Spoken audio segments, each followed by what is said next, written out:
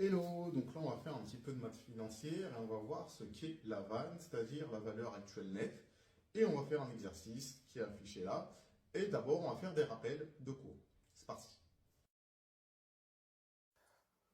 Donc aujourd'hui on va voir la vanne qui est la valeur actuelle nette d'un investissement. Et on a un exercice, on nous demande de calculer la vanne sur un investissement financé à 100 000 euros à la date T0. La durée de vie de l'investissement, elle est de 5 ans. Les cash flows, ils sont de 10 000 euros, 35 000 euros, 13 000 euros, 30 000 euros et 35 000 euros aux dates 1, 2, 3 et 4, hein, T1, T2, T3 et T4. Et le coût du capital exigé par l'investisseur est de 10% annuel. Donc, avant de faire l'exercice, on va rappeler ce qu'est la vanne. Donc, on va dire soit T0, la date d'un investissement, d'un montant qu'on appelle grand I, CI, le cash flow obtenu à la date TI, N, la durée d'investissement en nombre de périodes, évidemment, et TP, le rendement périodique exigé par l'investisseur. D'accord? Et la vanne, la valeur actuelle nette, est définie comme la différence entre la somme des cash flows actualisés, évidemment, à la date T0, et le capital investi.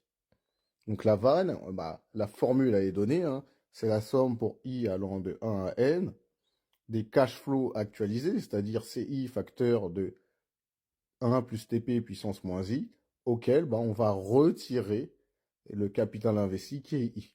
On dit qu'un investissement est profitable si la vanne est positive.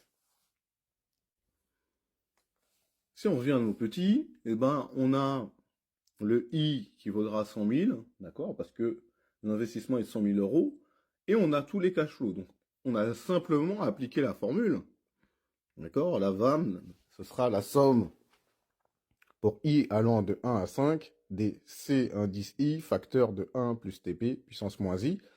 Et ensuite, je vais retirer l'investissement de départ. C'est pour ça où on a mis moins i.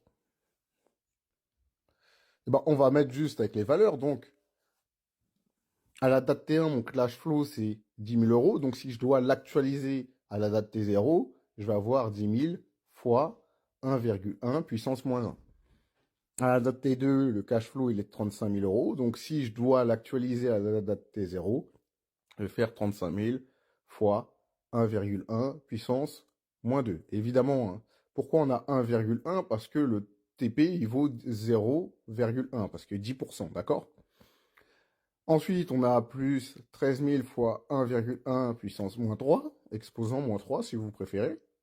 Ensuite, vous savez qu'à la date T4, le cash flow il est de 30 000 euros, donc j'aurai 30 000 fois 1,1 puissance moins 4 ou exposant moins 4. Et vous savez qu'à la date T5, le cash flow il est de 35 000 euros, c'est-à-dire j'aurai 35 000 euros, c'est-à-dire que je vais actualiser à la date T0, donc je vais faire fois 1,1 puissance moins 5.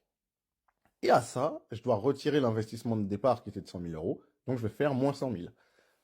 Et simplement, le résultat, ça me donne moins 9 993,76. Et donc, si le résultat est négatif, ça veut dire que l'investissement n'est pas du tout profitable.